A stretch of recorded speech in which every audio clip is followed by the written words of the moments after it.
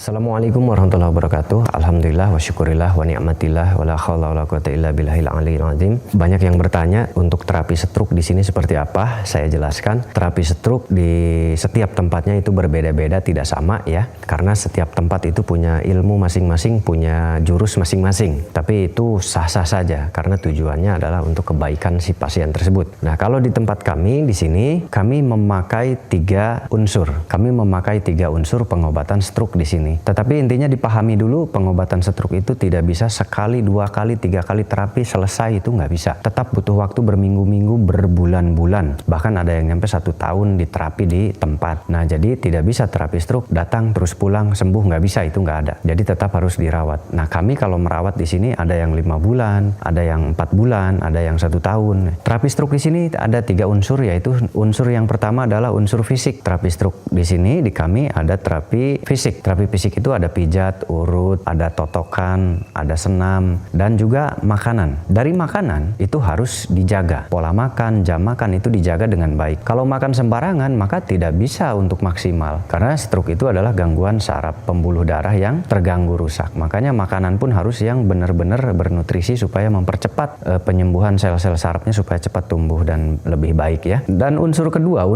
adalah psikologis. Harus diingat bahwa stroke itu adalah berkaitan dengan otak, pembuluh darah yang menuju ke otak. Makanya psikologis itu penting karena mungkin ada kekacauan pikiran, ada cemas, ada macam-macam dalam hati berkecamuk. Maka ketika galau, ketika gelisah, maka imun pasien itu akan turun, akan kurang baik untuk kecepatan kesembuhannya. Jadi di sini wajib psikologis, wajib diterapi psikologisnya, diterapi jiwanya. Dan ada yang terakhir adalah terapi doa. Terapi doa sesuai ajaran agama kami, ada doa-doa khusus untuk meminta kesembuhan kepada Allah Subhanahu wa taala, meminta ampunan dari segala dosa dan lain sebagainya. Dan ada efek positifnya ketika kita sudah merasa bersalah, sudah banyak dosa yang kita perbuat, kita tidak taat kepada Allah Subhanahu wa taala. Dengan doa-doa tersebut Anda akan merasa bahwa kita lebih ikhlas nantinya. Kenapa lebih ikhlas? Karena kita mengakui bahwa kita banyak salah, kita ingin sembuh lalu memperbaiki kesembuhan. Nah, di situ akan ada spirit, akan ada rasa yang membangun spirit dan akan lebih baik lagi perasaannya karena sudah ada keikhlasan. Keikhlasan di mana mengakui kesalahan. Makanya doa